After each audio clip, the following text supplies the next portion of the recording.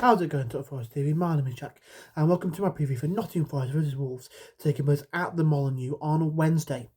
So, yeah, Wolves away then. Fair to say, Wolves have had an absolutely honking start to the season, and I don't think any Wolves fans can feel any real ounce of positivity about the way they've started. It's not been great. They've got rid of Vitor Pereira, who actually came in and did a good job for them last season, turned their fortunes around. They were really struggling before he came in under Gary O'Neill. And then they brought in Vitor Pereira, and they went on a decent run. They went on a really decent run at the back end of last season, if I remember correctly.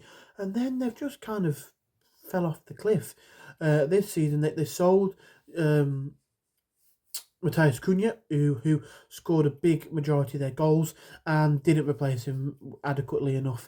And that's been a problem with Wolves. When they had Nuno, they brought in Diogo Jota, they brought in, rest in peace, Jota, they brought in Neves, they brought in Jimenez, they brought in Jean Matinho, Adama Traore.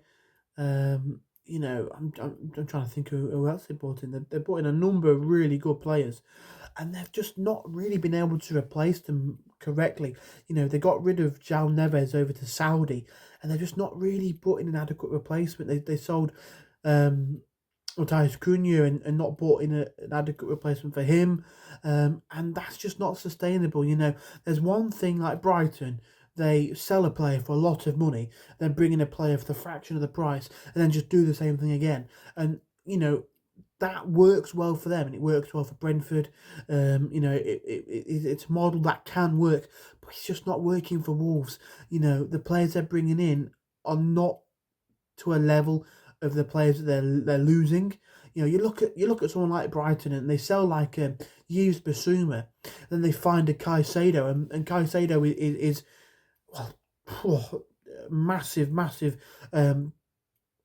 percentage better than used Basuma, and they got a lot more money for him. Then they're able to bring in somebody else to replace him in Carlos Baleba, who's had links to Manchester United. So you can't just say, right, get rid of him, and then you're kind of similar. You'll do. It's like Leicester when Leicester sold Kante and Mahrez, and they ended up bringing in. I mean, this is quite funny. Richard Gazal and Naplius Mendy. One was a small French, quick centre, defensive midfielder, and the other one was an Algerian winger. They basically looked at Kante and Mahrez and went for basically players who were exactly the same. Like he went for Mendy, who looks like Kante, plays like Kante. Well, I say players like Kante, plays the same position as Kante, but didn't play as well as Kante. Same with Gazal. Looks like Mahrez, plays same position as Mahrez, from the same country as Mahrez, and it just didn't quite, they weren't able to sort of translate. So you've got to do a lot of research into the players that you're willing to bring in if you're going to lose big players like that. And Wolves just haven't done that. They haven't done that, and I think that's a big gripe that their fans have, that they've not recruited well enough when they've sold big players, and that's where they are right now, bottom of the table. They've got in Rob Edwards, who snaked Middlesbrough, it's not looking good for them. But I have a sneaky suspicion that they might just get something against us. Do you know what I mean? Like, whenever your club plays against a team like that, you're kind of thinking, oh no, it's going to be us to give them a win or something. And I'm like, really hope not. I really, really hope not. But off the back of a loss as well. It's, if you want to play any team in the Premier League after a loss, it's the bottom team who got 2 points out of 12, 13 games we're in now. If you want to play a team after a loss, it's probably the team who are bottom of the table having an absolute rotter. So that does make a bit of sense. But we didn't play awfully against Brighton, from what I was able to see. Unfortunately, I couldn't watch the whole game. Really frustrating, but I couldn't. but from what I saw, we didn't look too bad. Brighton had a spell where they were really on top, but we did well to sort of defend against it. We had a couple of chances ourselves going forward. But yeah, we need to really turn things around after that. We've had some really good results, and we don't want to let a bump in the road turn into a bad run of form. We want to go, right, nip this in the bud as soon as we can. Go into Wolves, bottom of the table. We have to win, and we have to do what we can to put it right. And I think we will. I do think we will. But there is still that nagging feeling in the back of my head that's like, well, imagine if you don't, which would be very embarrassing.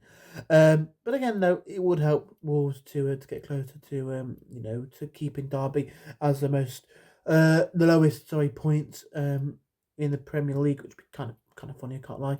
If I don't know when we're playing Wolves, at home. But if there's a world in which we're kind of not really in need of, like, we're not kind of going down, we're not going to get European football, we're kind of in and about that middle section, we can go, Wolves, you kind of need some points to get closer to maintaining Derby's record.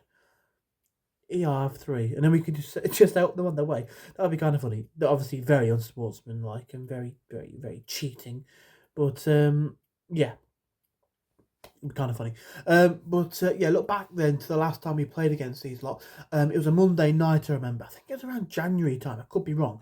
Or was it December last year? I can't quite remember. But Gibbs White scored, which was absolutely lovely.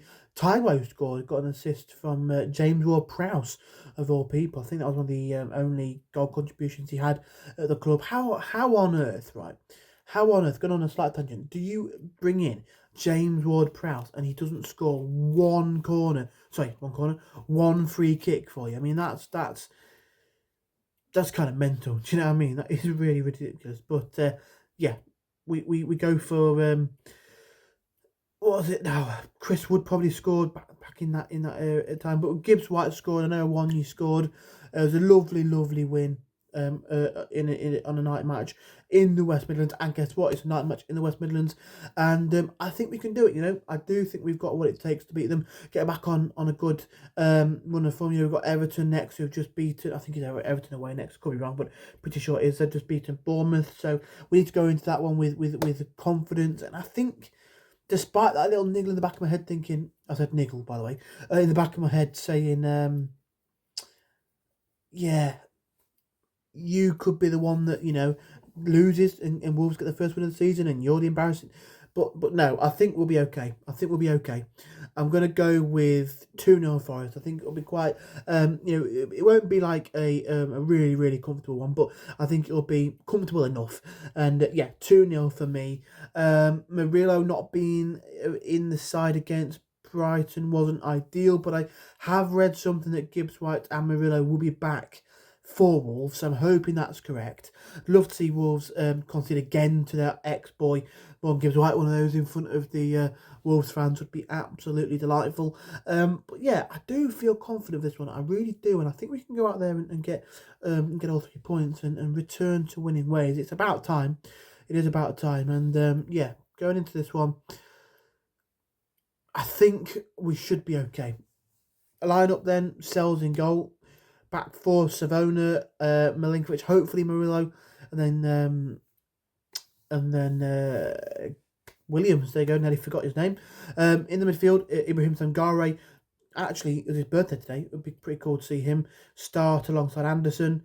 Gibbs White would be lovely in the number 10. I want to see Hutchinson start. I really want to see Hutchinson start. I like Hutchinson. I think he's a really good player. And the moments he comes on, he changes games. And I don't know if Dyche is looking at him, Hutchinson, come off the bench, affect the game that way, or whether he's thinking, he's not ready. I don't know. But I really, really want to see him start because I think he's a fantastic footballer. He came off the bench against Brighton and looked like one of our best players. One of our most creative, one of our most, dangerous players. And he came on against Liverpool and had a really big hand in Gibbs White's goal. So I want to see him start. I really, really do. On the other side, Hudson-Odoi maybe in up front. I'd love to see Chris Wood come back, but if not, Callum Owendo might be a shout, you know. It could be a shout. Oh, no, Callum Owendo. But could be Igor Jesus too. But yeah, feeling up for this one. Confident we'll win. But we need to go in with that mindset of this is a massive game and we need to get 3 points. Not, oh, you know, it's Wolves, they're bottom of the table, they're absolutely knacks. 3 points will come easy, because that's when you slip up, that's when things go wrong. So, yeah, come on, the Reds. Come on, you mighty Reds. We need a win. We need a win to get back onto a good stretch of form. Put the Wolves game behind us. Get it out of the back, out of your mind. Let it go and think, right, we're going to beat Wolves and we're going to be back on track and looking upwards instead of over our shoulders. So, yes, if you did enjoy this video, smash that like button, subscribe if you are new around here and you haven't done so already. Let us know in the comments down below what your thoughts are on the game, your lineups, and all that good stuff. And come on, you Reds.